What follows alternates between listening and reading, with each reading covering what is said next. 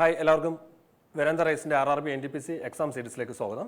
അപ്പോൾ നമ്മൾ ഇന്ന് മുതൽ എക്സാം വരെയുള്ള ദിവസങ്ങളിലേക്ക് എല്ലാ വിഷയങ്ങളുടെയും നമുക്കൊരു റിവിഷൻ സീരീസ് ആരംഭിക്കുകയാണ്. അപ്പം മാത്സിൻ്റെയും മെൻ്റൽ എബിലിറ്റിയുടെയും പിന്നെ അതുപോലെ തന്നെ GK ടോപ്പിക്സും സയൻസ് ടോപ്പിക്സും എല്ലാം വരുന്നുണ്ട്. എക്സാം വരെയുള്ള എല്ലാ ദിവസങ്ങളും നമുക്ക് ലൈവ് സെഷൻസ് ഉണ്ടായിരിക്കുന്നതാണ്. ഓക്കെ, അപ്പോൾ നമുക്ക് ഇന്ന് ഡിസ്കസ് ചെയ്യുന്ന ടോപ്പിക് എന്ന് പറയുന്നത് ഫിസിക്സിൻ്റെ പ്രീവിയസ് ക്വസ്റ്റ്യൻസും അതുമായി ബന്ധപ്പെട്ട റിലേറ്റഡ് ഫാക്ട്സുമാണ് നമ്മളിന്ന് ഡിസ്കസ് ചെയ്യാൻ പോകുന്നത്. അപ്പോൾ നമുക്ക് ഒന്നാമത്തെ ചോദ്യത്തിലേക്ക് കിടക്കും. ആദ്യത്തെ ക്വസ്റ്റ്യൻ എന്ന് പറയുന്നതാണ് which one of the following is the unit of force. നമ്മുടെ യൂണിറ്റ്സ് ആൻഡ് മെഷർമെന്റ്സുമായി ബന്ധപ്പെട്ട് ചോദിച്ചിരിക്കുന്ന ഒരു ക്വസ്റ്റ്യൻ ആണ്. Which one of the following is the unit of force. നമുക്ക് 4 ഓപ്ഷൻസ് ഉണ്ട്. ഏതൊക്കെയാന്ന് നോക്കിയാൽ നിങ്ങൾ പാസ്കൽ ഉണ്ട്, ജൂള്, വാട്ട്, ന്യൂട്ടൺ, ഇങ്ങനെ 4 ഓപ്ഷൻസ് ആണ് തന്നിരിക്കുന്നത്. അപ്പോൾ നമ്മുടെ ചോദ്യം ഇതാണ്, ഫോഴ്സിന്റെ യൂണിറ്റ് ആണ് നമ്മൾ ചോദിച്ചിരിക്കുന്നത്. ഫോഴ്സിന്റെ യൂണിറ്റ് ആണ് ചോദ്യം എന്ന് പറയുന്നത്. ഓക്കെ, ഫോഴ്സിന്റെ യൂണിറ്റ് എന്ന് പറയുന്നത് എന്താണെന്ന് നോക്കിയേ, തന്നിരിക്കുന്ന ഓപ്ഷൻസ് അനുസരിച്ച് പറയുകയാണെങ്കിൽ പാസ്കൽ, ജൂൾ, വാട്ട്, ന്യൂട്ടൺ ആണ്. അപ്പോൾ ഓപ്ഷൻസ് നോക്കുമ്പോഴത്തേക്ക് നമുക്ക് പറയാൻ സാധിക്കും പാസ്കൽ എന്ന് പറയുന്നത് എന്തിന്റെ യൂണിറ്റ് ആണെന്ന് പറയാമോ? പാസ്കൽ എന്ന് പറയുന്നത് നമുക്കറിയാം എന്താണ്, പ്രഷറിന്റെ യൂണിറ്റ് ആണ് അല്ലെ. പ്രഷറിന്റെ യൂണിറ്റ് ആണ് ആരെന്ന് പറയുന്നത് പാസ്കൽ എന്ന് പറയുന്നത്. പ്രഷറിന്റെ SI യൂണിറ്റ് ആണ് ആരെന്ന് പറയുന്നത് പാസ്കൽ. പ്രഷർ എന്ന് പറയുന്നത് നമുക്ക് ഇങ്ങനെ ഡിഫൈൻ ചെയ്യാം, ഫോഴ്സ് ബൈ ഏരിയ എന്ന് നമുക്ക് ഡിഫൈൻ ചെയ്യാൻ സാധിക്കും. പ്രഷർ എന്ന് പറയുന്നത് എന്താ വരുന്നത്, ഫോഴ്സ് ബൈ ഏരിയ ആണ്. അപ്പോൾ നമുക്ക് 2 രീതിയിൽ പറയാം. ഒന്നെങ്കിൽ പാസ്കൽ എന്നൊരു യൂണിറ്റ് പറയാൻ സാധിക്കും പ്രഷറിനായിട്ട്, അല്ലെങ്കിൽ ഫോഴ്സ് ബൈ ഏരിയ ആകുമ്പോൾ നമുക്ക് പറയാവുന്ന മറ്റൊരു യൂണിറ്റ് ആണ് ന്യൂട്ടൺ പെർ മീറ്റർ സ്ക്വയർ എന്ന് പറയാം. അപ്പോൾ പ്രഷറിന്റെ യൂണിറ്റ് എന്ന് പറയുന്നത് ന്യൂട്ടൺ പെർ മീറ്റർ സ്ക്വയർ അഥവാ എന്ത് പറയാൻ സാധിക്കും, പാസ്കൽ എന്ന് പറയുവാൻ സാധിക്കും. ന്യൂട്ടൺ പെർ മീറ്റർ സ്ക്വയർ അഥവാ എന്താണ്, പാസ്കൽ ആണ്. അടുത്ത ഓപ്ഷൻ നോക്കുമ്പോഴത്തേക്ക് അടുത്ത ഓപ്ഷൻ എന്ന് പറയുന്നത് നമുക്ക് ജൂൾ ആണ് ഓപ്ഷനായിട്ട് തന്നിരിക്കുന്നത് പറയുന്നത്. അപ്പോൾ ജൂളിലേക്ക് വരുമ്പോഴത്തേക്ക് ജൂൾ എന്ന് പറയുന്നത് എന്താണ്, വർക്ക് അല്ലെങ്കിൽ 3 ക്വാണ്ടിറ്റിയുടെ യൂണിറ്റ് ആണ് നമുക്ക് അതിനെ പറയാൻ സാധിക്കും. 3 രീതിയിൽ ചോദ്യം വന്നിട്ടുണ്ട്. വർക്കിന്റെ യൂണിറ്റ് എന്ന് ചോദിച്ചിട്ടുണ്ട്, അതുപോലെ തന്നെ എനർജിയുടെ യൂണിറ്റ് എന്ന് ചോദിക്കാറുണ്ട്, പിന്നെ അതുപോലെ തന്നെ ഹീറ്റിന്റെ യൂണിറ്റ് എന്ന് ചോദ്യം വരാറുള്ളതാണ്. താപം അളക്കുന്ന യൂണിറ്റ് എന്നൊക്കെ പറഞ്ഞ് ചോദിക്കുന്നതാണ്. അപ്പോൾ വർക്കിന്റെയും എനർജിയുടെയും ഹീറ്റിന്റെയും യൂണിറ്റ് എന്ത് തന്നെയാണ് വരുന്നത്, വർക്കിന്റെയും എനർജിയുടെയും ഹീറ്റിന്റെയും യൂണിറ്റ് എന്ന് പറയുന്നതാണ് ജൂൾ ആണ് വരുന്നത്. ഇനി ജൂളിന് പകരം അല്ലെങ്കിൽ ഇപ്പോൾ വർക്കിന്റെ യൂണിറ്റ് നമ്മളോട് ചോദിച്ചിട്ട് ജൂൾ എന്നൊരു ഓപ്ഷൻ ഇല്ല, അല്ലെങ്കിൽ എനർജിയുടെ യൂണിറ്റ് ചോദിച്ചിട്ട് ജൂൾ എന്ന് പറഞ്ഞൊരു ഓപ്ഷൻ നമുക്ക് തരുന്നില്ല എങ്കിൽ അവിടെ ഒരു പോസിബിലിറ്റിയും കൂടി നിങ്ങൾ ചെക്ക് ചെയ്യേണ്ടതുണ്ട്. വർക്ക് എന്ന് പറയുന്നത് ഫോഴ്സ് ഇൻറ്റു ഡിസ്പ്ലേസ്മെന്റ് ആണ്. വർക്ക് എന്ന് പറയുന്നത് എന്താണ് വരുന്നത്, ഫോഴ്സ് ഇൻറ്റു ഡിസ്പ്ലേസ്മെന്റ് ആണ് ആരെന്ന് പറയുന്നത്, വർക്ക് എന്നത്. അപ്പോൾ ഫോഴ്സ് ഇൻറ്റു ഡിസ്പ്ലേസ്മെന്റ് ആകുമ്പോൾ നമുക്ക് ഇങ്ങനെ പറയാൻ സാധിക്കും, ഫോഴ്സിന്റെ യൂണിറ്റ് എന്ന് പറയുന്നത് ന്യൂട്ടൺ ആണ് വരുന്നത്, ഡിസ്പ്ലേസ്മെന്റ് യൂണിറ്റ് എന്ന് പറയുന്നത് എന്താണ്, മീറ്റർ ആണ്. അപ്പോൾ വർക്ക്, എനർജി എന്നിവയുടെ യൂണിറ്റ് നമുക്ക് എന്ത് പറയാൻ സാധിക്കും, ന്യൂട്ടൺ മീറ്റർ അഥവാ എന്ത് പറയാം, ജൂൾ എന്ന് പറയാൻ സാധിക്കും. ന്യൂട്ടൺ മീറ്റർ അഥവാ എന്താണ്, ജൂൾ ആണ് നമ്മുടെ ആൻസർ ആയിട്ട് വരുന്നത്. അടുത്ത 3ാമത്തെ ഓപ്ഷനിലേക്ക് വരുമ്പോഴത്തേക്ക് 3ാമത്തെ ഓപ്ഷൻ എന്ന് പറയുന്നത് വാട്ട് ആണ് തന്നിരിക്കുന്നത്. വാട്ടിനെ കുറിച്ച് പറയുമ്പോഴത്തേക്ക് പവറിന്റെ SI യൂണിറ്റ് ആണ്. ആരെന്ന് പറയുന്നത്, വാട്ട് എന്ന് പറയുന്നത്. അപ്പോൾ പവറിനെ നമ്മൾ ഡിഫൈൻ ചെയ്യുന്നത് എങ്ങനെയാണ്, പവർ എന്ന് പറയുന്നത് വർക്ക് ഡിവൈഡഡ് ബൈ ടൈം ആണ്. പവർ എന്ന് പറയുന്നതാണ് വർക്ക് ബൈ ടൈം ആണ് പവർ എന്ന് പറയുന്നത്. അപ്പോൾ വർക്ക് ബൈ ടൈം ആകുമ്പോൾ നമുക്ക് പവറിന്റെ യൂണിറ്റ് ആയിട്ട് ജൂൾ പെർ സെക്കൻഡ് എന്ന് വേണേൽ പറയാൻ സാധിക്കും. ജൂൾ പെർ സെക്കൻഡ് അഥവാ എന്ത് പറയാൻ സാധിക്കും, വാട്ട് എന്ന് പറയാൻ സാധിക്കും. ജൂൾ പെർ സെക്കൻഡ് അഥവാ എന്താണ്, വാട്ട് എന്ന് പറയാൻ സാധിക്കും. ഓർത്തിരിക്കുക, പവറിന്റെ SI യൂണിറ്റ് എന്ന് പറയുന്നത് വാട്ട് അഥവാ എന്താണ്, ജൂൾ പെർ സെക്കൻഡ് ആണ്. ജെയിംസ് വാട്ട് എന്ന സയന്റിസ്റ്റിനോടുള്ള സ്മരണാർത്ഥമാണ് ആ യൂണിറ്റ് ഒക്കെ നൽകിയിരിക്കുന്നത് പറയുന്നത്. ജൂൾ പെർ സെക്കൻഡ് അഥവാ വാട്ട് എന്ന് പറയാം. ഇനി അടുത്തത് ഓപ്ഷൻ ഡി പറഞ്ഞിരിക്കുന്നത് ന്യൂട്ടൺ ആണ് പറഞ്ഞിരിക്കുന്നത്. ന്യൂട്ടൺ എന്ന് പറയുന്നത് എന്തിന്റെ യൂണിറ്റ് ആണ്, നമ്മുടെ ചോദ്യത്തിന്റെ ആൻസർ എന്ന് പറയുന്നത് വരുന്നത് ഫോഴ്സിന്റെ യൂണിറ്റ് ആണ് നമ്മളോട് ചോദിച്ചിരിക്കുന്നത്.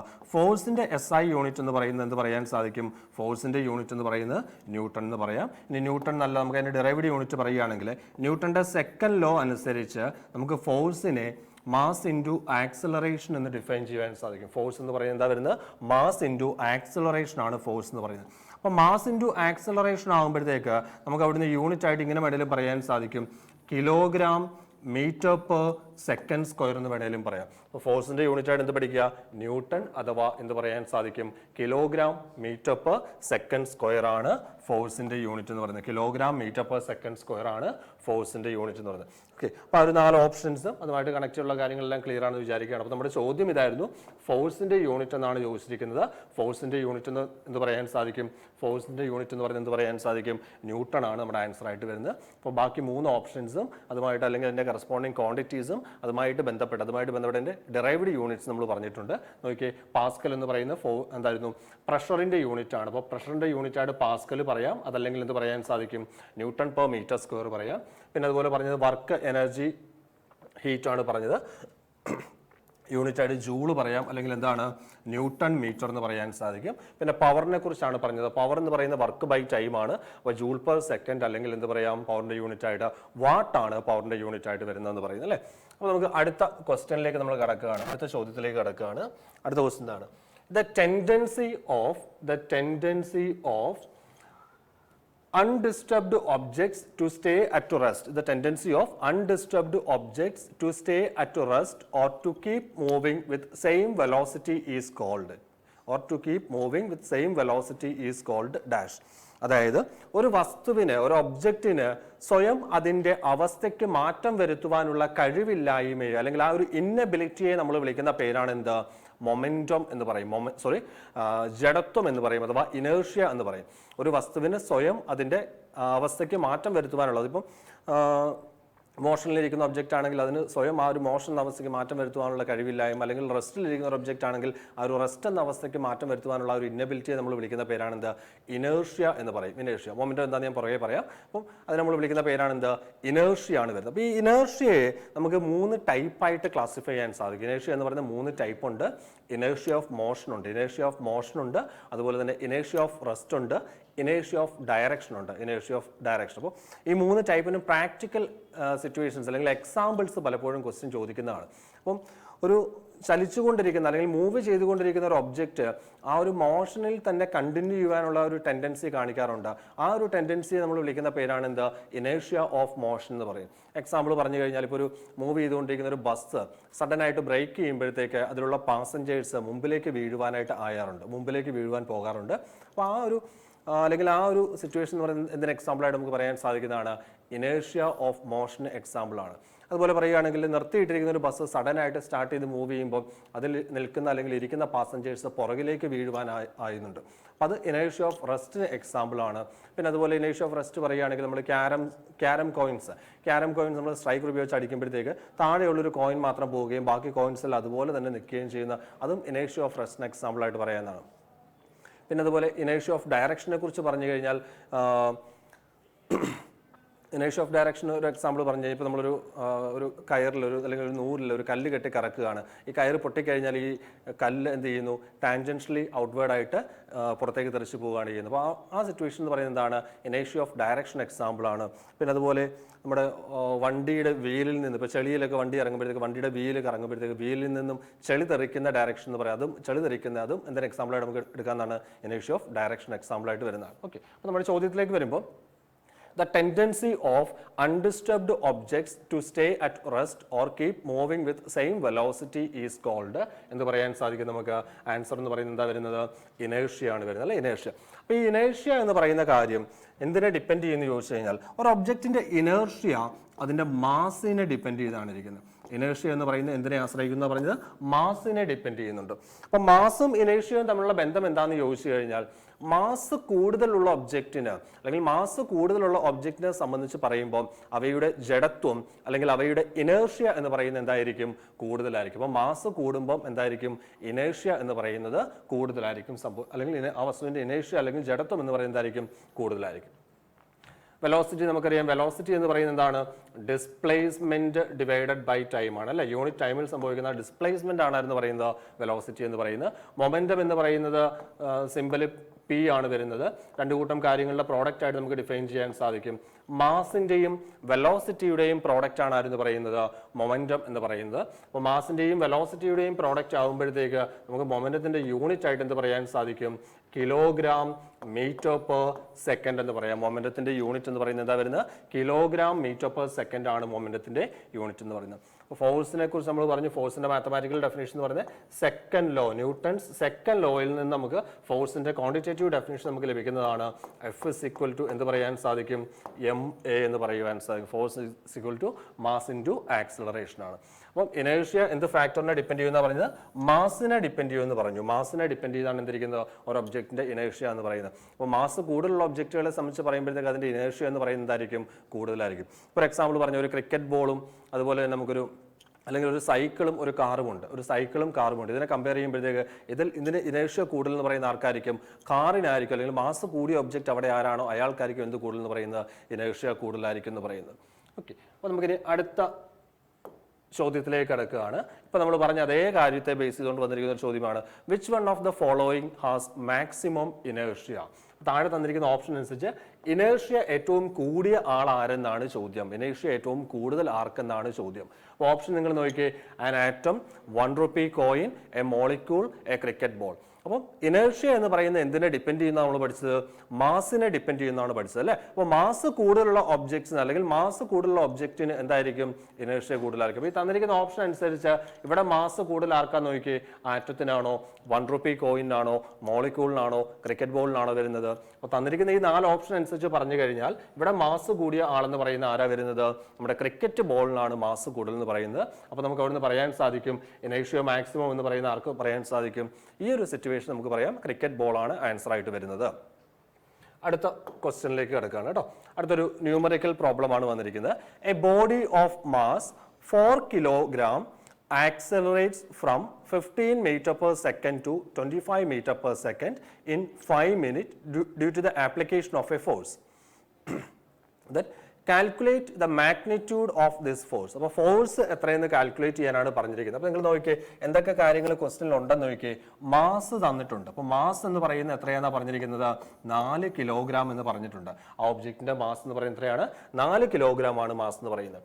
ഇനി അതിന്റെ ആക്സിലറേഷൻ പറഞ്ഞിട്ടുണ്ട് 15 മീറ്റർ പെർ സെക്കൻഡ്, അല്ലെങ്കിൽ accelerates from 15 metre per second to 25 metre per second ആണ്. അപ്പോൾ അവിടുത്തെ ആക്സിലറേഷൻ എന്ന് പറയുന്നത് നമുക്ക് ഇങ്ങനെ പറയാൻ സാധിക്കും 25 മൈനസ് വെലോസിറ്റി ആണ് 15 to 25 പറഞ്ഞിരിക്കുന്നത്. അപ്പോൾ 25 മൈനസ് 15 ഡിവൈഡഡ് ബൈ എന്ത് പറയാൻ സാധിക്കും? 5 എന്ന് പറയാൻ സാധിക്കും. അപ്പോൾ നമുക്ക് കണ്ടുപിടിക്കാം. അപ്പോൾ അവിടുന്ന് ആ ഒബ്ജക്റ്റിന്റെ ആക്സിലറേഷൻ എടുക്കുമ്പോഴത്തേക്ക് ആക്സിലറേഷൻ എന്ന് പറയുന്നത് എന്ത് കിട്ടുന്നു? 10 ഡിവൈഡഡ് ബൈ 5 എന്ന് കിട്ടുന്നു, വിച്ച് ഇസ് ഈക്വൽ ടു എന്ത് പറയാൻ സാധിക്കും? 2 മീറ്റർ പെർ സെക്കൻഡ് സ്ക്വയർ ആണ്. അവിടെ ആക്സിലറേഷൻ എന്ന് പറയുന്നത് എന്താ കിട്ടുന്നത്? 2 മീറ്റർ പെർ സെക്കൻഡ് സ്ക്വയർ. അപ്പോൾ നമുക്ക് കണ്ടുപിടിക്കേണ്ടത് ആരെയാണ്? നിങ്ങൾ നോക്കിയാൽ ഫോഴ്സിനെയാണ് കണ്ടുപിടിക്കേണ്ടത്. ഫോഴ്സ് ആണ് കാൽക്കുലേറ്റ് ചെയ്യേണ്ടത്. അപ്പോൾ മാസും ഉണ്ട് ആക്സിലറേഷനും ഉണ്ട്. കണ്ടുപിടിക്കേണ്ടത് ഫോഴ്സ് ആണ്.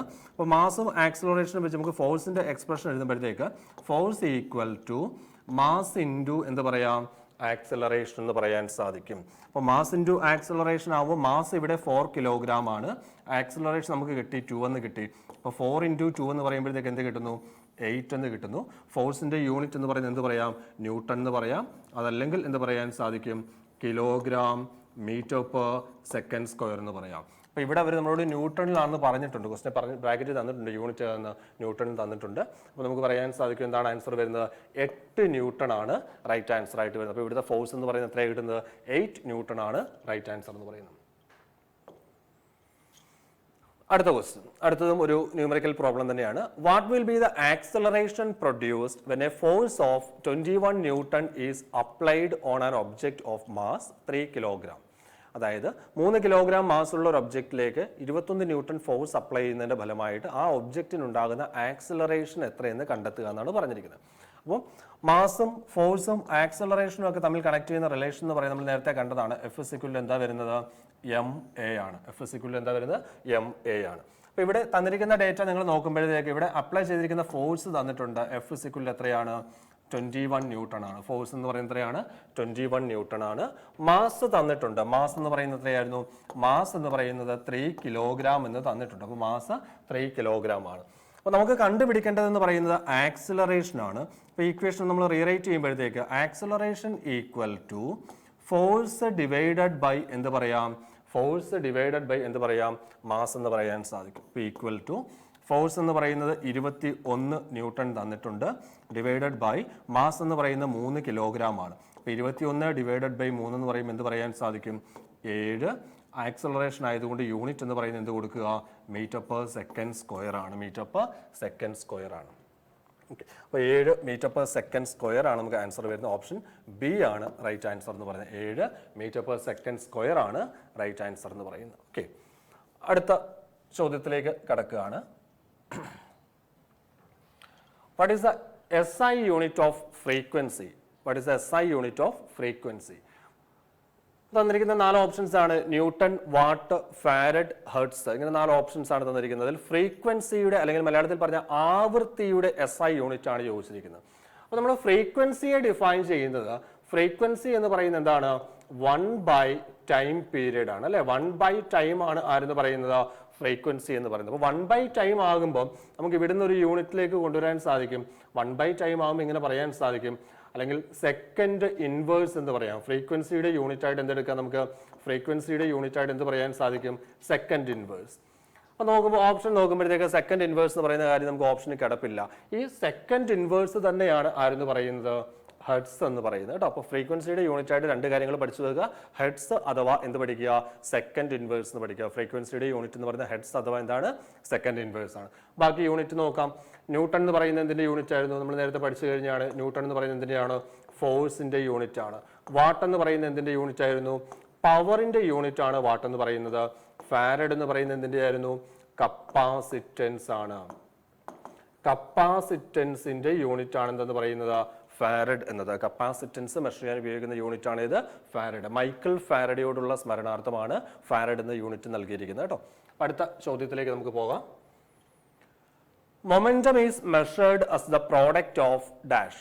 Momentum is measured as the product of dash. അപ്പോൾ നമ്മൾ മൊമെന്റത്തെ കുറിച്ച് നേരത്തെ പറഞ്ഞു. മൊമെന്റത്തിന്റെ മാത്തമാറ്റിക്കൽ ഫോർമുല അല്ലെങ്കിൽ മാത്തമാറ്റിക്കൽ എക്സ്പ്രഷൻ നമ്മൾ നേരത്തെ കണ്ടതാണ്. മൊമെന്റം P ഈക്വൽ ടു എന്താ പറഞ്ഞത്?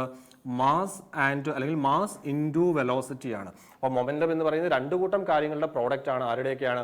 മാസിന്റെയും വെലോസിറ്റിയുടെയും പ്രോഡക്റ്റിനെ വിളിക്കുന്ന പേരാണ് എന്ത്? മൊമെന്റം എന്ന് പറയും. അതുപോലെ നമ്മൾ ഫോഴ്സിന്റെ കാര്യം കണ്ടോർക്കുന്നുണ്ടോ? ഫോഴ്സ് എന്ന് പറയുന്നത് എന്തായിരുന്നു? ഫോഴ്സ് എന്ന് പറയുന്നത് മാസിന്റെയും ആക്സിലറേഷന്റെയും പ്രോഡക്റ്റ് ആണ് ആരെന്ന് പറയുന്നത്? ഫോഴ്സ് എന്ന് പറയുന്നത്. അതുപോലെ വർക്ക് എന്ന് പറയുന്നത് എന്തായിരുന്നു? വർക്ക് എന്ന് പറയുന്നത് ഫോഴ്സിന്റെയും ഡിസ്പ്ലേസ്മെന്റിന്റെയും പ്രോഡക്റ്റ് ആണ്. ഫോഴ്സ് ഇൻറ്റു ഡിസ്പ്ലേസ്മെന്റ് ആണ് ആരെന്ന് പറയുന്നത്? വർക്ക് എന്ന് പറയുന്നത്. അപ്പോൾ നമ്മുടെ ഓപ്ഷൻ നോക്കുമ്പോഴത്തേക്ക് നോക്കിയേ, ആദ്യത്തെ ഓപ്ഷൻ എ എന്ന് പറയുന്ന മാസ് ആൻഡ് ആക്സലറേഷൻ ആണ്. Product of mass and acceleration എന്ന് പറയുന്ന ആരാണ്? ഫോഴ്സ് ആണ് വരുന്നത്. അടുത്ത മാസ് ആൻഡ് മൊമെന്റം ആണ്. Mass and velocity. അപ്പോൾ നമ്മുടെ ആൻസർ മൊമെന്റം ആണ് ചോദ്യം. മൊമെന്റം എന്ന് പറയുന്നത് എന്തിന്റെയൊക്കെ പ്രോഡക്റ്റ് ആണ് ആയിട്ടാണ് വരുന്നത്? മാസിന്റെയും വെലോസിറ്റിയുടെയും പ്രോഡക്റ്റ് ആണ് ആരെന്ന് പറയുന്നത്? മൊമെന്റം എന്ന് പറയുന്നത്. അപ്പോൾ മാസിന്റെയും വെലോസിറ്റിയുടെയും പ്രോഡക്റ്റ് ആവുമ്പോഴത്തേക്ക് നമുക്ക് ഇങ്ങനെ പറയാൻ സാധിക്കും. മൊമെന്റത്തിന്റെ യൂണിറ്റ് ആയിട്ട് എന്ത് പറയാൻ സാധിക്കും പിള്ളേരെ? നിങ്ങൾ നോക്കിയേ, മാസ് ഇൻറ്റു വെലോസിറ്റി ആകുമ്പോൾ മാസിന്റെ യൂണിറ്റ് കിലോഗ്രാമും വെലോസിറ്റിയുടെ യൂണിറ്റ് എന്ന് പറയുന്നത് മീറ്റർ പെർ സെക്കൻഡും. അപ്പോൾ മൊമെന്റത്തിന്റെ യൂണിറ്റ് ആയിട്ട് എന്തെടുക്കാൻ സാധിക്കും? നമുക്ക് കിലോഗ്രാം മീറ്റർ പെർ സെക്കൻഡ് എന്ന് പറയാൻ സാധിക്കും. മൊമെന്റത്തിന്റെ യൂണിറ്റ് എന്ന് പറയുന്നത് എന്ത് പറയാൻ സാധിക്കും? കിലോഗ്രാം മീറ്റർ പെർ സെക്കൻഡ് ആണ് ആരുടെ യൂണിറ്റ് എന്ന് പറയുന്നത്? മൊമെന്റത്തിന്റെ യൂണിറ്റ് എന്ന് പറയുന്നത്. ഓക്കെ, നമുക്ക് അടുത്ത ക്വസ്റ്റ്യനിലേക്ക് കടക്കാം. അടുത്ത ചോദ്യം, which one of the following is not the unit of energy? എനർജിയുടെ യൂണിറ്റ് അല്ലാത്തത് ഏതെന്നാണ് ചോദ്യം. Which one of the following is not the unit of energy എന്നാണ് ചോദ്യം. അപ്പോൾ എനർജിയുടെ യൂണിറ്റ് ആയിട്ട് നമ്മൾ പറഞ്ഞ ഏതൊക്കെയായിരുന്നു?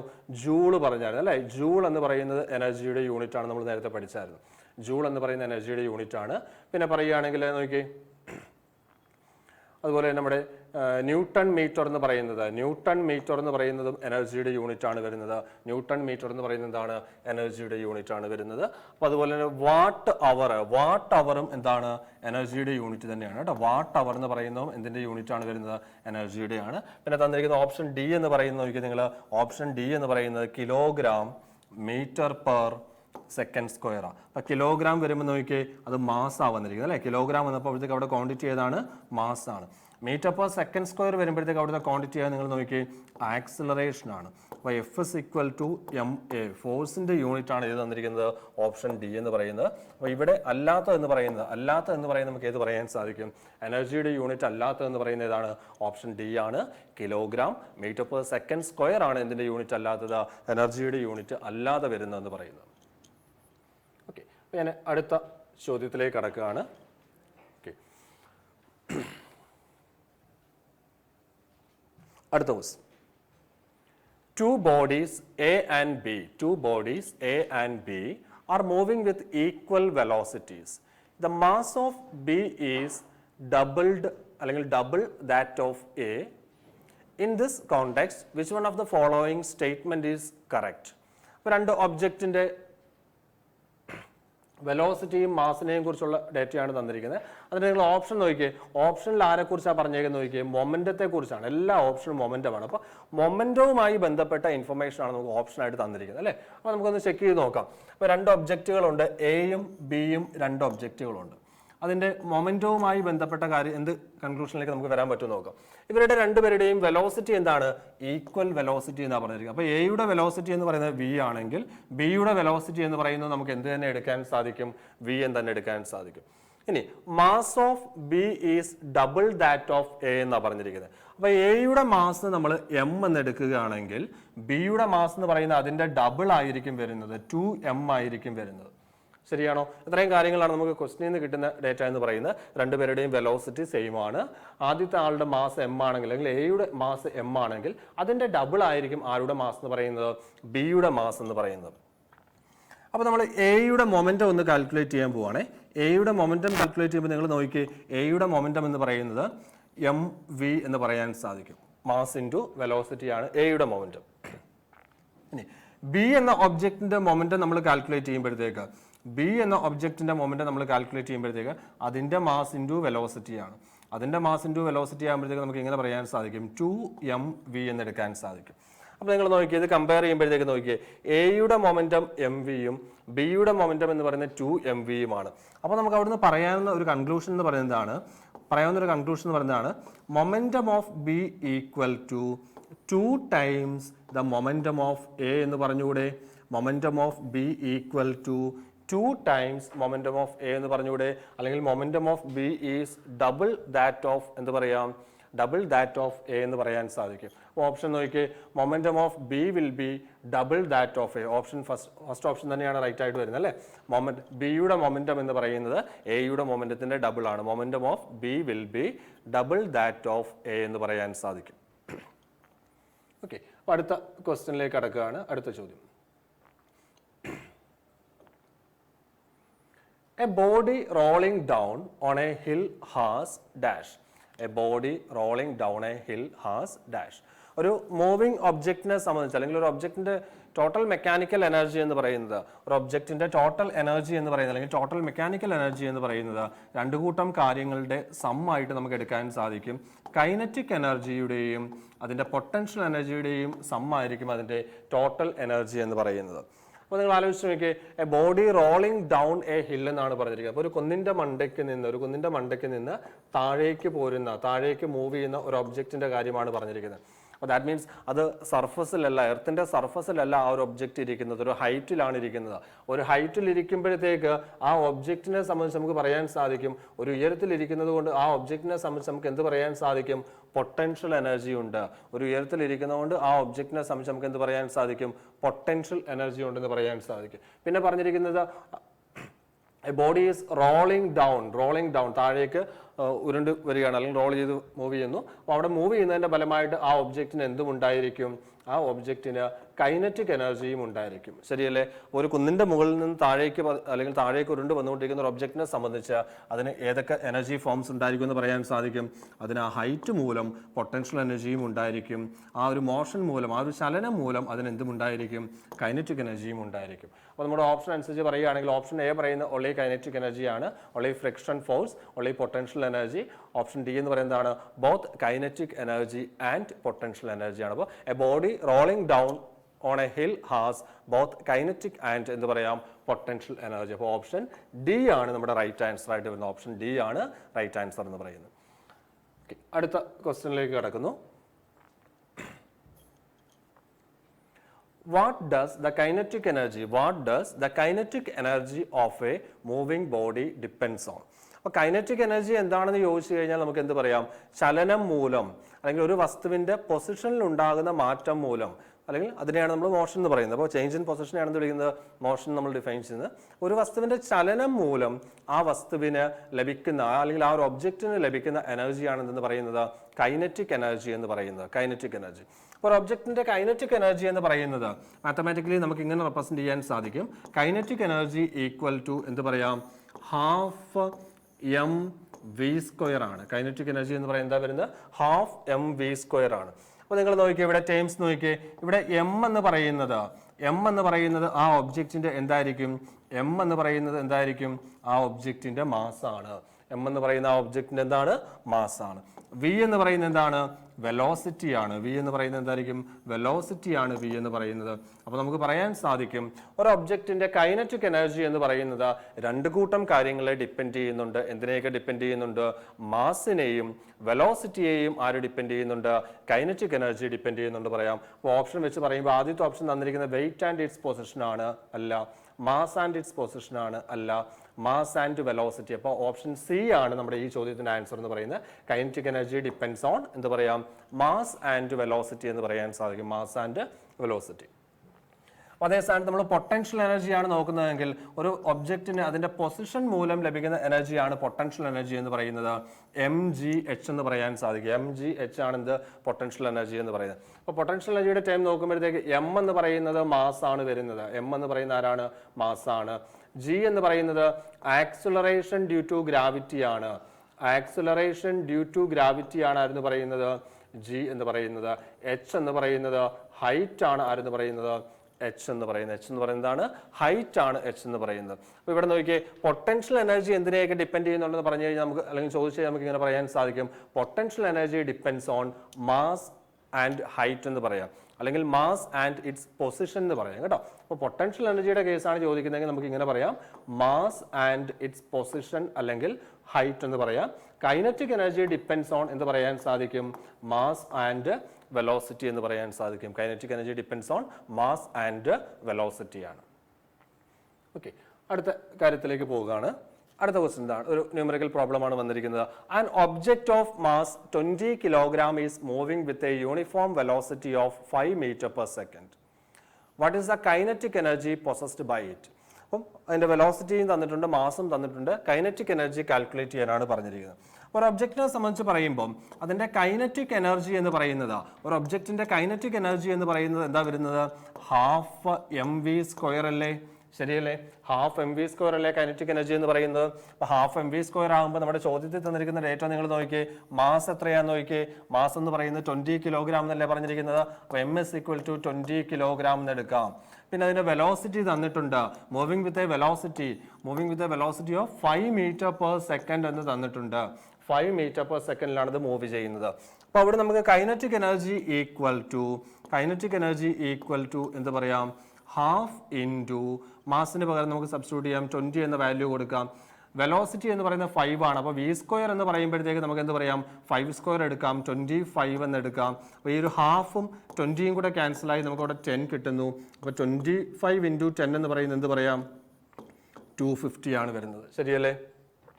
അപ്പോൾ നിങ്ങൾ നോക്കിയേ, കൈനറ്റിക് എനർജി അല്ലേ വേണ്ടത്? അപ്പോൾ എനർജിയാണ്. അപ്പോൾ യൂണിറ്റ് ആയിട്ട് നമുക്ക് എന്ത് കൊടുക്കാം? ജൂൾ എന്ന് കൊടുക്കാൻ സാധിക്കും. അപ്പോൾ ഇവിടെ ഒബ്ജക്റ്റിന്റെ കൈനറ്റിക് എനർജി എന്ന് പറയുന്നത് എന്താ കിട്ടുന്നത്? 250 ജൂൾ ആണ് എന്ത് കിട്ടുന്നത്?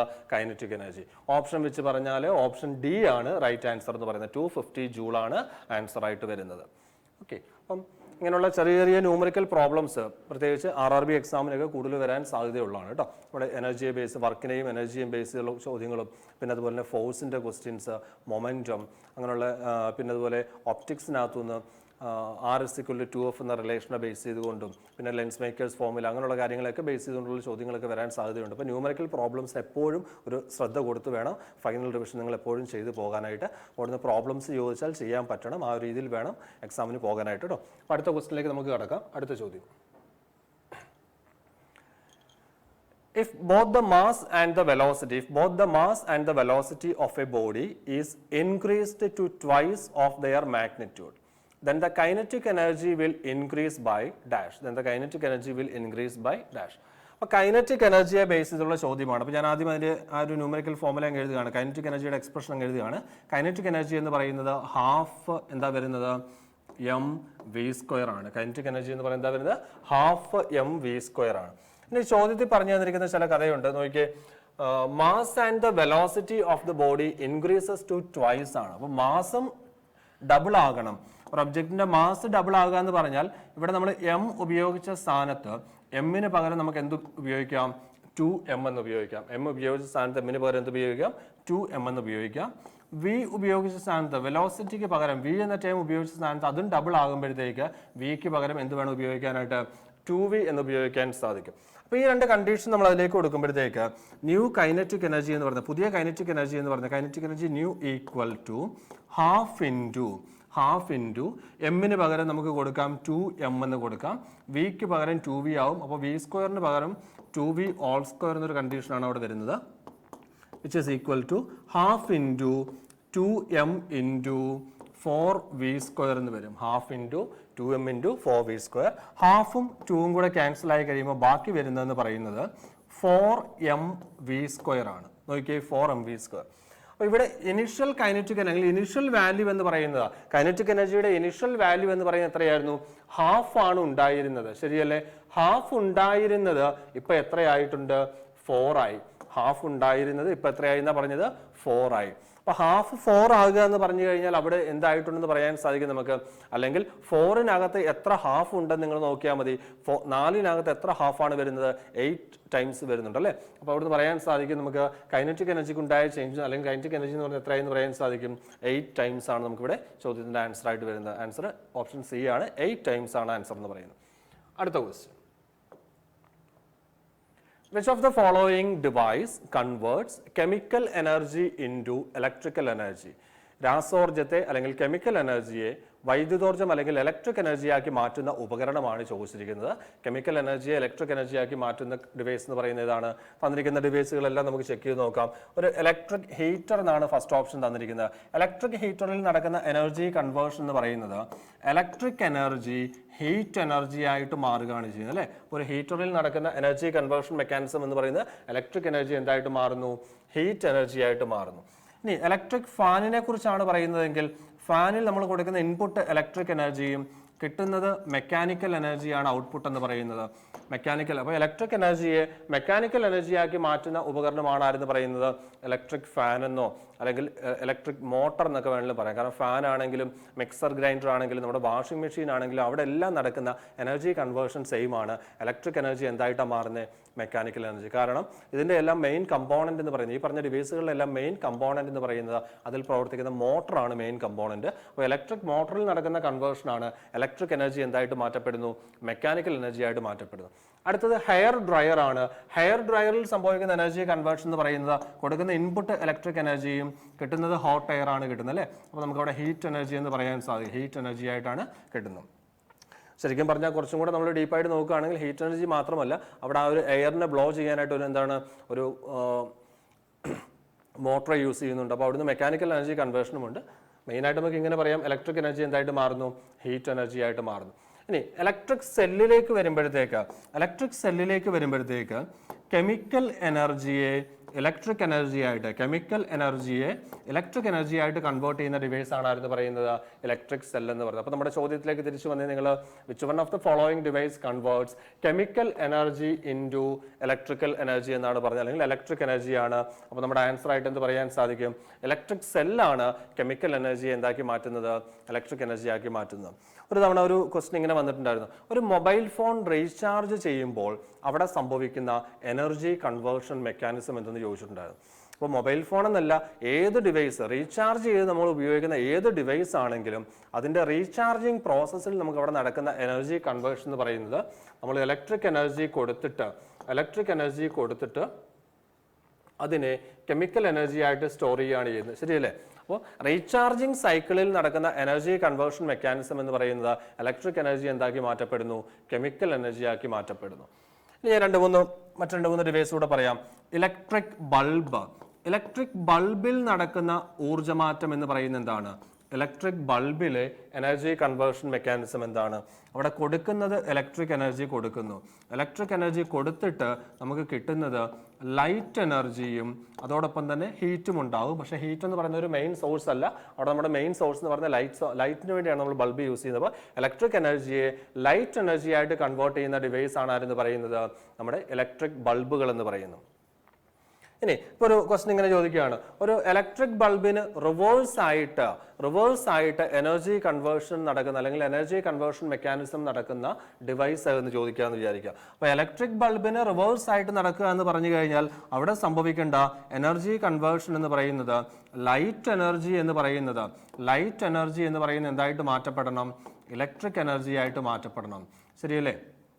ലൈറ്റ് എനർജിയെ ഇലക്ട്രിക് എനർജി ആയിട്ട് കൺവേർട്ട് ചെയ്യണം. അപ്പോൾ ഇലക്ട്രിക് ബൾബിന് റിവേഴ്സ് എനർജി കൺവേർഷൻ നടക്കുന്ന ഡിവൈസ് എന്ന് ചോദിച്ചു കഴിഞ്ഞാൽ ആരാണ്? സോളാർ സെല്ലുകളാണ്. സോളാർ സെല്ലുകളിലാണ് എന്ത് സംഭവിക്കുന്നത്? ലൈറ്റ് എനർജി ഇലക്ട്രിക്കൽ എനർജി ആയിട്ട് കൺവേർട്ട് ചെയ്യപ്പെടുന്നു പറയുന്നത്. ഈ സോളാർ സെല്ലുകളെ കുറിച്ച് പറയുമ്പോൾ സോളാർ സെല്ലുകളുടെ ടെക്നിക്കൽ നെയിം എന്ന് പറയുന്നത് ഫോട്ടോ വോൾട്ടായിക് സെൽ എന്ന് പറയും. ഫോട്ടോ വോൾട്ടായിക് സെല്ലാണ് എന്തെന്ന് പറയുന്നത്? സോളാർ സെല്ലുകളുടെ ടെക്നിക്കൽ നെയിം എന്ന് പറയുന്നത്. അതുപോലെ ഇതിന്റെ വർക്കിംഗ് പ്രിൻസിപ്പിൾ ചോദിക്കുകയാണെങ്കിൽ, സോളാർ സെല്ലുകളുടെ വർക്കിംഗ് പ്രിൻസിപ്പിൾ ചോദിക്കുകയാണെങ്കിൽ ഫോട്ടോ വോൾട്ടായിക് ആക്ഷൻ ആണ് കേട്ടോ. ഫോട്ടോ വോൾട്ടായിക് ആക്ഷൻ ആണ് സോളാർ സെല്ലുകളുടെ വർക്കിംഗ് പ്രിൻസിപ്പിൾ എന്ന് പറയുന്നത്. വർക്കിംഗ് പ്രിൻസിപ്പിൾ അഥവാ പ്രവർത്തന തത്വം എന്ന് മലയാളത്തിൽ പറയും. അപ്പോൾ ഓർത്തിരിക്കുക, സോളാർ സെല്ലിൽ നടക്കുന്ന എനർജി കൺവേർഷൻ എന്ന് പറയുന്നത് ലൈറ്റ് എനർജിയെ ഇലക്ട്രിക് എനർജി ആയിട്ട് കൺവേർട്ട് ചെയ്യുന്നു. അതിന്റെ വർക്കിംഗ് പ്രിൻസിപ്പിൾ എന്ന് പറയുന്നത് ഫോട്ടോ വോൾട്ടായിക് പ്രിൻസിപ്പിൾ അല്ലെങ്കിൽ ഫോട്ടോ വോൾട്ടായിക് ആക്ഷൻ ആണ് സോളാർ സെല്ലുകളുടെ വർക്കിംഗ് പ്രിൻസിപ്പിൾ എന്ന് പറയുന്നത്. ഓക്കെ, അപ്പോൾ അതുപോലെ നമുക്ക് അടുത്ത ക്വസ്റ്റ്യനിലേക്ക് പോവുകയാണ്. അടുത്ത ചോദ്യത്തിലേക്ക് വരുന്നു. Which one of the following does not convert electrical energy into light energy?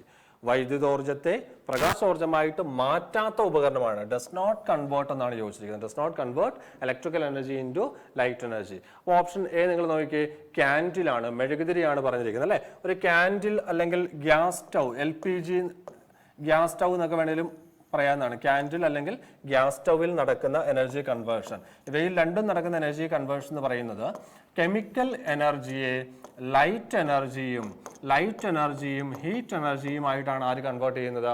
ക്യാൻഡിലും gas സ്റ്റൗവിലും ഒക്കെ നടക്കുന്ന എനർജി കൺവേർഷൻ. അല്ലെങ്കിൽ ഏറ്റവും സിമ്പിളായിട്ട് ഇങ്ങനെ ഓർത്തിരിക്കുക, ഒരു ഫ്യൂവൽ ബേൺ ചെയ്യുന്ന സിറ്റുവേഷനിലെല്ലാം, ഇന്ധനം കത്തുന്ന സിറ്റുവേഷനുകളിലെല്ലാം എന്താണ്? കെമിക്കൽ എനർജി ലൈറ്റ് എനർജിയും ഹീറ്റ് എനർജിയുമായിട്ട് കൺവേർട്ട് ചെയ്യപ്പെടുന്നുണ്ട്. ഇനി അടുത്ത LED ആണ്, ലൈറ്റ് എമിറ്റിംഗ് ഡയോഡാണ്. ഒരു LED-യിൽ നടക്കുന്ന കൺവേർഷൻ എന്ന് പറയുന്നത് എന്താണ്?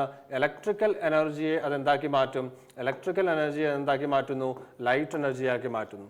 ലേസറും ഒരു ലൈറ്റ് സോഴ്സ് തന്നെയാണ്, ഒരു മോണോക്രോമാറ്റിക് ലൈറ്റ് സോഴ്സ് ആണ് ലേസർ എന്ന് പറയുന്നത്. അപ്പോൾ ലേസറിലും ഇലക്ട്രിക് എനർജി എന്തായിട്ട് മാറ്റപ്പെടുന്നുണ്ട്? ലൈറ്റ് എനർജി ആയിട്ട് മാറ്റപ്പെടുന്നുണ്ട്. പിന്നെ പറഞ്ഞിരിക്കുന്ന ഒരു ടെലിവിഷൻ സെറ്റ് എന്നാണ് അടുത്ത് പറഞ്ഞിരിക്കുന്നത്. TV-യിലും എന്തുണ്ട്? ഇലക്ട്രിക് എനർജി എന്തായിട്ട് കൺവേർട്ട് ചെയ്യപ്പെടുന്നുണ്ട്? ലൈറ്റ് എനർജി ആയിട്ട് കൺവേർട്ട് ചെയ്യപ്പെടുന്നു. അപ്പോൾ നമ്മുടെ ചോദ്യം ഇതാണ്, തന്നിരിക്കുന്ന ഓപ്ഷൻ അനുസരിച്ച് ഇലക്ട്രിക് എനർജി ലൈറ്റ് എനർജി ആയിട്ട് കൺവേർട്ട് ചെയ്യാത്ത ഓപ്ഷൻ എന്നാണ് ചോദിച്ചിരിക്കുന്നത്. അപ്പോൾ ഇവിടെ പറയുകയാണെങ്കിൽ നമുക്ക് ക്യാൻഡിൽ എന്ന് പറയാൻ സാധിക്കും. ഓപ്ഷൻ എ ആണ് റൈറ്റ് ആൻസർ എന്ന് പറയുന്നത്. അടുത്ത question, in wind power which form of energy is converted into electrical energy? അല്ലെങ്കിൽ ഒരു വിൻഡ് മില്ലിൽ അവിടുത്തെ ഇൻപുട്ട് ഫോം ഏതെന്നാണ് ചോദിച്ചിരിക്കുന്നത്. ഒരു വിൻഡ് ടർബൈൻ കറങ്ങുമ്പം അവിടെ ഏത് ഫോമിലെ എനർജിയാണ് നമ്മൾ ഇലക്ട്രിക് എനർജി ആയിട്ട് കൺവേർട്ട് ചെയ്യുന്നത്? അപ്പോൾ വിൻഡ് എന്ന് പറയുമ്പോൾ എന്താ നിങ്ങൾ ആലോചിച്ച് നോക്കിയേ, ഒരു വായു പ്രവാഹമാണ് അല്ലെങ്കിൽ ഫ്ലോ ഓഫ് എയർ ആണ് എന്തെന്ന് പറയുന്നത് നമ്മുടെ വിൻഡ് എന്ന് പറയുന്നത്. അപ്പം വായു അല്ലെങ്കിൽ ചലിക്കുന്ന വായുവിനെയാണ് നമ്മൾ എന്ത് വിളിക്കുന്നത്? വിൻഡ് അല്ലെങ്കിൽ കാറ്റ് എന്ന് വിളിക്കുന്നത്. അപ്പോൾ ചലനാവസ്ഥയിലിരിക്കുന്ന ഏതൊരു വസ്തുവിന്റെയും ഊർജ്ജം എന്ന് പറയുന്നത് എന്താണ്? കൈനറ്റിക് എനർജിയാണ്. ചലിച്ചുകൊണ്ടിരിക്കുന്ന ഏതൊരു വസ്തുവിനുമുള്ള ഊർജ്ജം എന്ന് പറയുന്നതാണ് കൈനറ്റിക് എനർജിയാണ്. അപ്പോൾ ആ കാറ്റടിക്കുമ്പോഴത്തേക്ക്, വിൻഡ് വരുമ്പോഴത്തേക്ക് അവിടെ ടർബൈൻ റൊട്ടേറ്റ് ചെയ്യുന്നു. അപ്പോൾ ആ വിൻഡിന്റെ കൈനറ്റിക് എനർജിയെ ആ ടർബൈൻ റൊട്ടേറ്റ് ചെയ്യുമ്പോഴത്തേക്ക് അത് എന്തായിട്ട് മാറ്റപ്പെടുകയാണ് ചെയ്യുന്നത്? മെക്കാനിക്കൽ എനർജി ആയിട്ടാണ് കൺവേർട്ട് ചെയ്യുന്നത്. ആ മെക്കാനിക്കൽ എനർജിയെ ഒരു ഡൈനാമോ യൂണിറ്റ് ഒക്കെ ഉപയോഗിച്ചുകൊണ്ട് അല്ലെങ്കിൽ ഒരു ഡൈനാമോ സിസ്റ്റം ഒക്കെ ഉപയോഗിച്ചുകൊണ്ട് എന്തായിട്ട് കൺവേർട്ട് ചെയ്യപ്പെടുന്നു? ഇലക്ട്രിക്കൽ എനർജി ആയിട്ട് കൺവേർട്ട് ചെയ്യുന്നു. ഒരു വിൻഡ് മില്ലിൽ അല്ലെങ്കിൽ ഒരു വിൻഡ് ടർബൈനിൽ നടക്കുന്ന എനർജി കൺവേർഷൻ എന്ന് പറയുന്നത് കൈനറ്റിക് എനർജി എന്ന് പറയുന്നത് മെക്കാനിക്കൽ എനർജിയായി മാറ്റുന്നു. ആ മെക്കാനിക്കൽ എനർജിയെ പിന്നെ എന്തായിട്ട് കൺവേർട്ട് ചെയ്യപ്പെടുന്നു? ഇലക്ട്രിക്കൽ എനർജി ആയിട്ട് കൺവേർട്ട് ചെയ്യുന്നു. അപ്പോൾ നമുക്ക് ഇവിടുന്ന് പറയാൻ സാധിക്കും, ഒരു വിൻഡ് ടർബൈനിൽ നടക്കുന്ന അല്ലെങ്കിൽ which form of energy is converted into electrical energy എന്ന് ചോദിച്ചു കഴിഞ്ഞാൽ നമുക്ക് പറയാൻ സാധിക്കും എന്താണ്?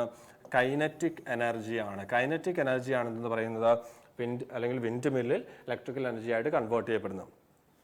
ഇനി ഈ ഒരു വിൻഡ് എന്ന് പറയുന്നത് ശരിക്കും പറഞ്ഞാൽ നമ്മുടെ സോളാറിന്റെ തന്നെ ഒരു ഇൻഡയറക്റ്റ് ഫോം ഒക്കെ ആയിട്ട് നമുക്ക് പറയാവുന്നതാണ് കേട്ടോ. ഓക്കെ, അപ്പോൾ ഇവിടെ തൽക്കാലം ഇവിടെ നമുക്ക് ആൻസർ ആയിട്ട് ഏത് പറഞ്ഞാൽ മതി? കൈനറ്റിക് എനർജി എന്ന് പറഞ്ഞാൽ മതി. അടുത്ത ചോദ്യത്തിലേക്ക് കടക്കുകയാണ്. 1 horse power equal to approximately dash watt. അപ്പോൾ നമ്മൾ പറഞ്ഞു പവറിന്റെ യൂണിറ്റ് ആണ് വാട്ട് എന്ന് പറഞ്ഞു അല്ലെ. പവറിന്റെ SI യൂണിറ്റ് എന്ന് പറയുന്നത്, പവർ എന്ന് പറയുന്നത് വർക്ക് ഡിവൈഡഡ് ബൈ ടൈം ആണ്.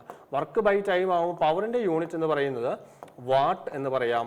വാട്ട് അല്ലെങ്കിൽ എന്ത് പറയാൻ സാധിക്കും? വാട്ട് അല്ലെങ്കിൽ ജൂൾ പെർ സെക്കൻഡ് എന്ന് പറയുന്നത് എന്താണ്? പവറിന്റെ യൂണിറ്റ് ആണ്. അതുപോലെ ഈ പവറിന്റെ FPS യൂണിറ്റ് സിസ്റ്റത്തിലെ പവറിൻ്റെ FPS യൂണിറ്റ് സിസ്റ്റത്തിലെ യൂണിറ്റ് എന്ന് പറയുന്നതാണ് HP അഥവാ ഹോഴ്സ് പവർ അല്ലെങ്കിൽ കുതിരശക്തി എന്ന് മലയാളത്തിൽ പറയും.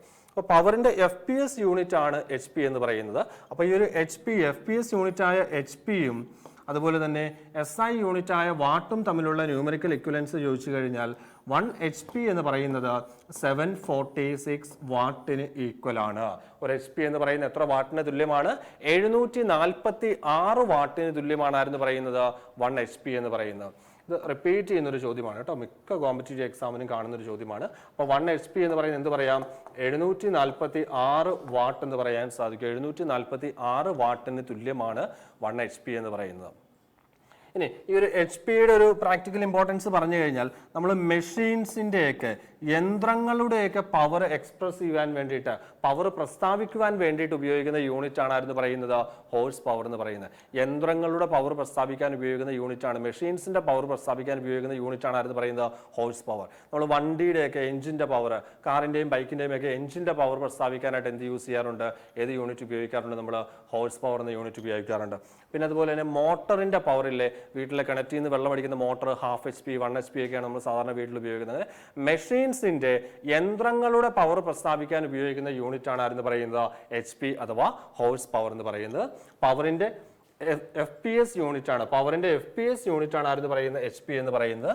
ഇനി അതല്ലെങ്കിൽ മറ്റൊരു രീതിയിൽ വേണമെങ്കിലും പറയാൻ സാധിക്കും, പവറിന്റെ ബ്രിട്ടീഷ് യൂണിറ്റ് എന്ന് വേണമെങ്കിലും പറയാം. കാരണം ബ്രിട്ടീഷ് യൂണിറ്റ് സിസ്റ്റം എന്നറിയപ്പെടുന്നതാണ് നമ്മുടെ FPS system. British unit system എന്നറിയപ്പെടുന്ന ആരാണ്?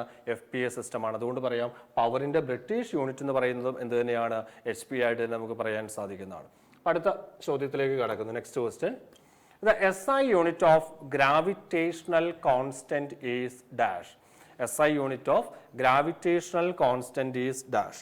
ഈ ഗ്രാവിറ്റേഷണൽ കോൺസ്റ്റന്റിനെ കുറിച്ച് നമ്മൾ പഠിക്കുന്നത് ന്യൂട്ടൺസ് ലോ ഓഫ് ഗ്രാവിറ്റേഷൻ പഠിക്കുമ്പോൾ അതിനകത്തു നിന്നാണ് ഗ്രാവിറ്റേഷണൽ കോൺസ്റ്റന്റ് എന്നൊരു കൺസെപ്റ്റിലേക്ക് വരുന്നത്. ഇപ്പം നമുക്ക് 2 ഒബ്ജക്റ്റുകളുണ്ട്. ഈ 2 ഒബ്ജക്റ്റുകളുടെ മാസുകൾ M1ഉം രണ്ടാമത്തെ മാസ് എന്ന് പറയുന്ന M2ഉം ആണെങ്കിൽ ആയിട്ട് എടുക്കുന്നു. ഈ 2 ഒബ്ജക്റ്റുകളുടെ സെന്ററുകൾ തമ്മിലുള്ള ഡിസ്റ്റൻസ് എന്ന് പറയുന്നത് നമ്മൾ R ആയിട്ട് എടുക്കുകയാണ്. അങ്ങനെയെങ്കിൽ ഈ 2 ഒബ്ജക്റ്റുകൾ തമ്മിലുള്ള ഗ്രാവിറ്റേഷണൽ ഫോഴ്സ് ഓഫ് അട്രാക്ഷൻ എന്ന് പറയുന്നത് എന്തിനെയൊക്കെ ഡിപ്പെൻഡ് ചെയ്യുമെന്ന് ചോദിച്ചു കഴിഞ്ഞാൽ, ഗ്രാവിറ്റേഷണൽ ഫോഴ്സ് ഓഫ് അട്രാക്ഷൻ എന്ന് പറയുന്നത് it is directly proportional to M1 M2. അതായത് മാസുകളുടെ പ്രോഡക്റ്റിന് ഡയറക്ട്ലി പ്രൊപ്പോർഷണലും അതുപോലെ തന്നെ ആ മാസുകൾ തമ്മിലുള്ള ഡിസ്റ്റൻസിന്റെ സ്ക്വയറിന് ഇൻവേഴ്സ്ലി പ്രൊപ്പോർഷണലുമാണ്. ഡിസ്റ്റൻസിന്റെ സ്ക്വയറിന് എന്താണ്? ഇൻവേഴ്സ്ലി പ്രൊപ്പോർഷണലുമാണ്. അപ്പോൾ നമ്മളിത് ക്ലബ് ചെയ്യുമ്പോഴത്തേക്ക് ഇത് 2 കാര്യങ്ങൾ ക്ലബ് ചെയ്യുമ്പോൾ ഇങ്ങനെ പറയാൻ സാധിക്കും, F is proportional to M1 M2 divided by R square എന്ന് പറയാൻ സാധിക്കും. M1 M2 ഡിവൈഡഡ് ബൈ എന്ത് പറയാം? R സ്ക്വയർ എന്ന് പറയാം. പ്രൊപ്പോർഷണാലിറ്റി മാറ്റി നമ്മളോട് ഒരു കോൺസ്റ്റന്റിനെ ഇൻട്രൊഡ്യൂസ് ചെയ്യാണ്, capital G into M1 M2 divided by R square.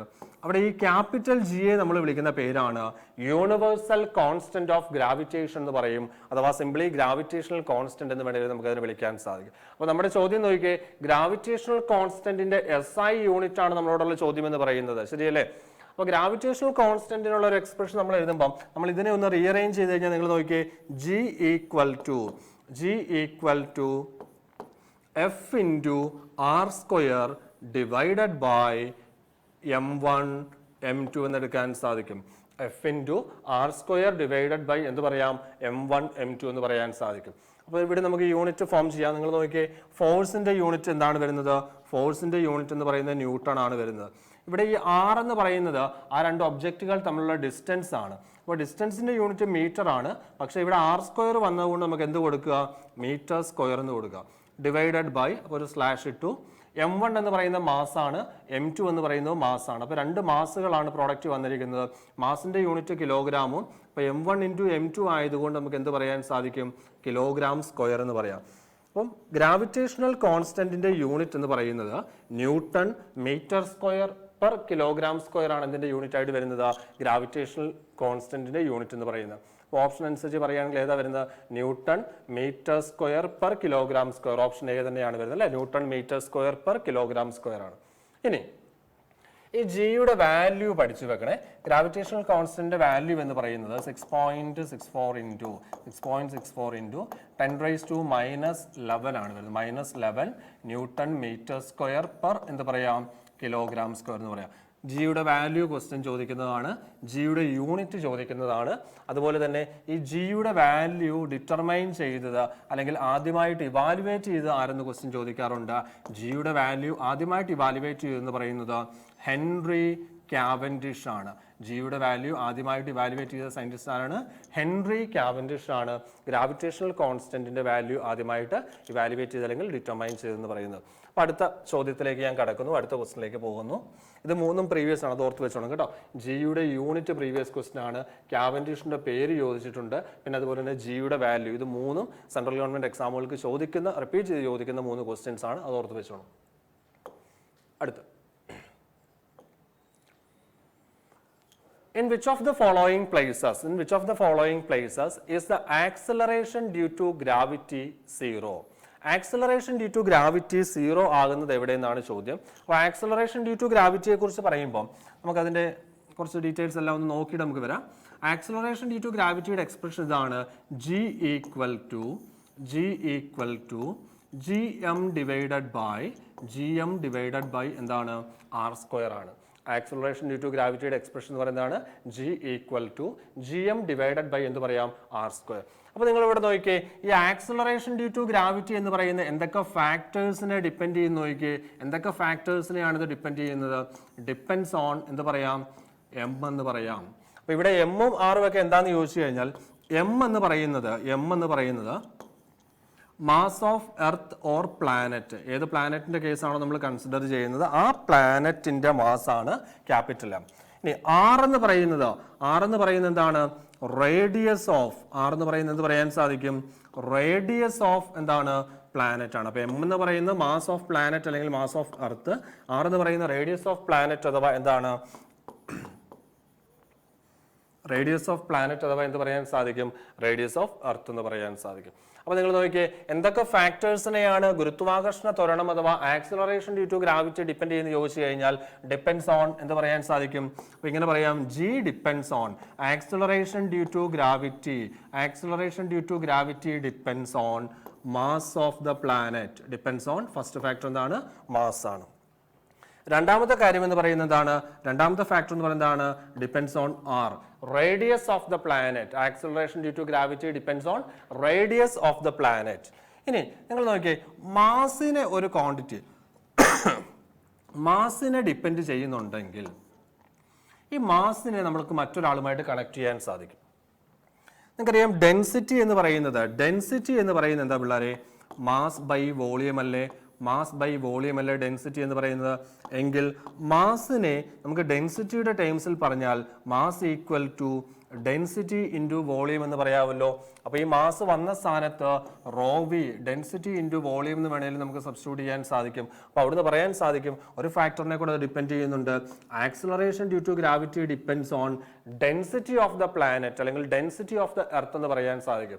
Acceleration due to gravity depends on എന്ന് പറയാം ഡെൻസിറ്റി ഓഫ് ദ പ്ലാനറ്റ് അഥവാ എന്താണ് ഡെൻസിറ്റി ഓഫ് ദ എർത്ത് എന്ന് പറയാൻ സാധിക്കും. ഓക്കെ, അപ്പോൾ ഈ 3 കാര്യങ്ങൾ ഡിപ്പെൻഡ് ചെയ്തപ്പോൾ acceleration due to gravity depend ചെയ്യുന്ന ഫാക്ടേഴ്സ് എല്ലാം അവിടെ ഹെവിയർ ഒബ്ജക്റ്റിന്റെ പാരാമീറ്റേഴ്സിനെയാണ് ഡിപ്പെൻഡ് ചെയ്യുന്നത്. അവിടുത്തെ സ്മോളർ ഒബ്ജക്റ്റിനെ ഒന്നും അത് ഡിപ്പെൻഡ് ചെയ്യുന്നില്ല, അല്ലെങ്കിൽ അവിടുത്തെ പാർട്ടിക്കിളിന്റെ മാസിനെയോ റേഡിയസിനെയോ ഒന്നും ആരും ഡിപ്പെൻഡ് ചെയ്യുന്നില്ല. Acceleration due to gravity depend ചെയ്യുന്നില്ല.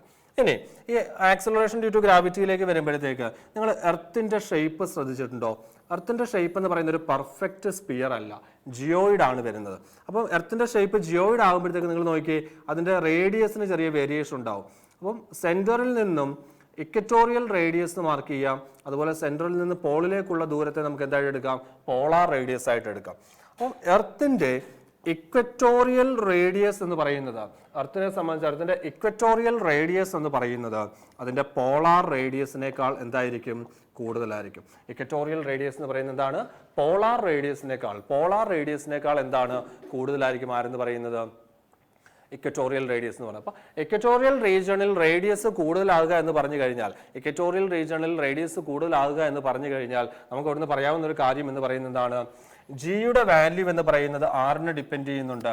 അപ്പൊ ജിയുടെ വാല്യൂ എന്ന് പറയുന്നത് ജി മാക്സിമം എന്ന് പറയുന്നത് ജിയുടെ വാല്യൂ മാക്സിമം ആയിരിക്കുന്നത് എവിടെയാണ്? ഇക്വേറ്ററിലാണ്. സോറി, ജിയുടെ വാല്യൂ മാക്സിമം ആയിരിക്കും പറയുന്ന പോൾസിലാണ്. ജിയുടെ വാല്യൂ മാക്സിമം വരുന്ന എവിടെയാണ്? പോൾസിലാണ്. ജിയുടെ വാല്യൂ മിനിമം എന്ന് പറയുന്നത് എവിടെയാണ്? ഇക്വറ്റോറിയൽ റീജിയണിലാണ് ജിയുടെ വാല്യൂ മിനിമം ആകുന്നത്. അതുപോലെ തന്നെ ജി 0 ആകുന്നത്, ആക്സിലറേഷൻ ഡ്യൂ ടു ഗ്രാവിറ്റി 0 ആകുന്നത് എവിടെയാണ്? നമ്മുടെ എർത്തിന്റെ സെന്ററിലാണ്. ഭൂകേന്ദ്രത്തിൽ അഥവാ എർത്തിന്റെ സെന്ററിൽ ആക്സിലറേഷൻ ഡ്യൂ ടു ഗ്രാവിറ്റിയുടെ വാല്യൂ എന്ന് പറയുന്നതായിരിക്കും 0 ആയിരിക്കും. അപ്പോൾ നമ്മുടെ ചോദ്യം അതായിരുന്നു, in which of the following places is the acceleration due to gravity 0? അപ്പോൾ 0 ആകുന്ന എവിടെയാണ്? At the centre of earth എന്ന് പറയാം. Acceleration due to gravity 0 at the centre of earth ആണ്. Centre of earth. ഇത്രയും കാര്യങ്ങൾ ആക്സിലറേഷൻ ഡ്യൂ ടു ഗ്രാവിറ്റിയുമായി ബന്ധപ്പെട്ട് ഇത്രയും കാര്യങ്ങൾ മനസ്സിലാക്കി വെക്കണം. എന്തൊക്കെ ഫാക്ടേഴ്സിനെ ഡിപ്പെൻഡ് ചെയ്യുന്നുണ്ടെന്ന് പറഞ്ഞ കാര്യങ്ങളൊക്കെ മനസ്സിലാക്കി വെക്കുക. അപ്പോൾ നമുക്ക് അടുത്തൊരു ചോദ്യത്തിലേക്ക് കൂടെ കിടക്കാം. അടുത്ത question, the mass of object അല്ലെങ്കിൽ the mass of an object on earth is 60 kilogram. Mass of an object on earth is 60 kilogram. Then what is its mass? On the moon? What is its mass on the moon എന്നാണ് ചോദിച്ചിരിക്കുന്നത്. അപ്പോൾ ഒരു ഒബ്ജക്റ്റിന്റെ എർത്തിലെ mass തന്നിട്ട് മൂണിലെ mass ആണ് ചോദിച്ചിരിക്കുന്നത്. Question വളരെ വളരെ സിമ്പിൾ ആണ്. നേരെ ചൊവ്വേ വായിച്ചില്ലെങ്കിൽ ഒരു 90% ആൾക്കാരും തെറ്റിക്കുന്ന ചോദ്യവുമാണെന്ന് പറയുന്നത്. അപ്പോൾ തന്നിരിക്കുന്നത് മാസ്, കണ്ടുപിടിക്കാൻ ആവശ്യപ്പെട്ടിരിക്കുന്നതും മാസാണ്. ഈ മാസും വെയിറ്റും തമ്മിൽ നമ്മൾ പറയുമ്പോൾ ഒരു ഒബ്ജക്റ്റിന്റെ മാസ് എന്ന് പറയുന്നത് കോൺസ്റ്റന്റ് ആണ്. ഒരു ഒബ്ജക്റ്റിന്റെ മാസ് എന്ന് പറയുന്നത് എന്താണ്? ഒരു കോൺസ്റ്റന്റ് ആണ്. അതിൽ അടങ്ങിയിരിക്കുന്ന ദ്രവ്യത്തിന്റെ അളവ്, ക്വാണ്ടിറ്റി ഓഫ് മാറ്ററിനെയാണ് നമ്മൾ എന്ത് വിളിക്കുന്നത്? മാസ് എന്ന് പറയുന്നത്. എന്നാൽ വെയിറ്റ് എന്ന് പറയുന്നത് ശരിക്കും പറഞ്ഞാൽ അതൊരു ഫോഴ്സ് തന്നെയാണ്. W = mg എന്നാണ് നമ്മൾ ഡിഫൈൻ ചെയ്യുന്നത്. വെയിറ്റ് എന്ന് പറയുന്നതാണ് mg ആണ്. അപ്പോൾ മാസ് എന്ന് പറയുന്ന ഒരു കോൺസ്റ്റന്റ് വാല്യൂ ആണെന്ന് പറഞ്ഞു. എന്നാൽ വെയിറ്റ് എന്ന് പറയുന്നത് ഒരു കോൺസ്റ്റന്റ് വാല്യൂ അല്ല. It varies from place to place. സ്ഥലം മാറുന്നതനുസരിച്ച് അല്ലെങ്കിൽ സിറ്റുവേഷൻസ് മാറുന്നതനുസരിച്ച്, പ്ലാനറ്റ്സ് മാറുന്നതനുസരിച്ച് വെയിറ്റിന് വേരിയേഷൻ ഉണ്ടാകും. എന്നാൽ മാസ് എന്ന് പറയുന്ന കോൺസ്റ്റന്റ്. അപ്പോൾ ഈ ഒരു ചോദ്യത്തിന്റെ പ്രാധാന്യം അത് തന്നെയാണ്. തന്നിരിക്കുന്നത് മാസ്, എന്നിട്ട് കണ്ടുപിടിക്കാൻ ആവശ്യപ്പെട്ടിരിക്കുന്ന എന്താണ്? മാസ്. ഒരു ഒബ്ജക്റ്റിനെ സംബന്ധിച്ച് അതിന്റെ മാസ് നമ്മുടെ യൂണിവേഴ്സിൽ എവിടെ കൊണ്ടുപോയാലും, പ്രപഞ്ചത്തിൽ എവിടെ കൊണ്ടുപോയാലും അതിന്റെ മാസ് കോൺസ്റ്റന്റ് ആയിരിക്കും. അപ്പോൾ മാസ് തന്നിട്ട് മാസ് കണ്ടുപിടിക്കാൻ പറഞ്ഞാൽ ഒരിക്കലും ആൻസർ മാറത്തില്ല, അതേ വാല്യൂ തന്നെയായിരിക്കും. അപ്പോൾ ഇവിടെ അങ്ങനെയാണ് ചോദിച്ചിരിക്കുന്നത്. പക്ഷേ ഈ ക്വസ്റ്റ്യൻ വായിക്കുമ്പോൾ പെട്ടെന്ന് നമ്മുടെ മൈൻഡ് മാസ് തന്നിട്ട് വെയിറ്റ് എന്നുള്ള രീതിയിലേക്ക് നമ്മുടെ മൈൻഡ് ഓട്ടോമാറ്റിക്കലി മാറുകയും ചെയ്യും. അപ്പോൾ വെയിറ്റിനുള്ള ഒരു വേരിയേഷൻ എന്ന് പറയുന്നതാണ് ഒരു ഒബ്ജക്റ്റിന്റെ മൂണിലെ വെയിറ്റ് എന്ന് പറയുന്നത് എർത്തിലെ വെയിറ്റ് എന്താണോ അതിന്റെ 1/6 വരത്തുള്ളൂ. ഒരു ഒബ്ജക്റ്റിനെ സംബന്ധിച്ച് അതിന്റെ മൂണിലെ വെയിറ്റ് എന്ന് പറയുന്നത് എർത്തിലെ വെയിറ്റിന്റെ എത്രയാണ് വരുന്നത്?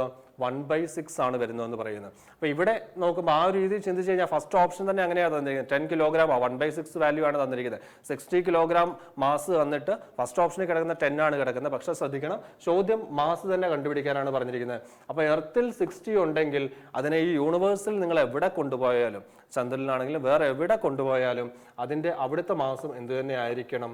60 തന്നെ ആയിരിക്കണം. അപ്പോൾ ഇവിടെ ആൻസർ എന്ന് പറയുന്നത് എന്താ വരുന്നത്? ആൻസർ എന്ന് പറയുന്നത് ഓപ്ഷൻ ബി ആണ് റൈറ്റ് ആൻസർ ആയിട്ട് വരുന്നത്. 60 ആണ് റൈറ്റ് ആൻസർ എന്ന് പറയുന്നത്. അപ്പോൾ കാര്യം മനസ്സിലായോ? മാസ് തന്നിട്ട് മാസ് ചോദിച്ചാൽ മാറ്റമൊന്നും ഉണ്ടാകില്ല. മനസ്സിലാക്കി വെക്കുക. മാസ് തന്നിട്ട് മാസ് ചോദിച്ചാൽ മാറത്തില്ല. എന്നാൽ മാസ് തന്നിട്ട് വേറെ എവിടത്തെയെങ്കിലും വെയിറ്റ് ചോദിച്ചാൽ മാറ്റമുണ്ടാകും. മാസ് തന്നിട്ട് വേറെ എവിടത്തെങ്കിലും വെയിറ്റ് ചോദിച്ചു കഴിഞ്ഞാൽ മാറ്റമുണ്ടാകും. അതുപോലെ തന്നെ ഒരു ഒബ്ജക്റ്റിന്റെ വെയിറ്റ് തന്നിട്ട് വേറെ എവിടത്തെയെങ്കിലും വെയിറ്റ് ചോദിച്ചു കഴിഞ്ഞാലും എന്ത് സംഭവിക്കും? മാറ്റം സംഭവിക്കാം. ഇവിടെ മാസ് തന്ന് മാസാണ് ചോദിച്ചത്, അതുകൊണ്ട് മാറ്റമൊന്നുമില്ല. എന്ത് തന്നെ ആൻസർ ആയിട്ട് നമുക്ക് പറയാൻ സാധിക്കും?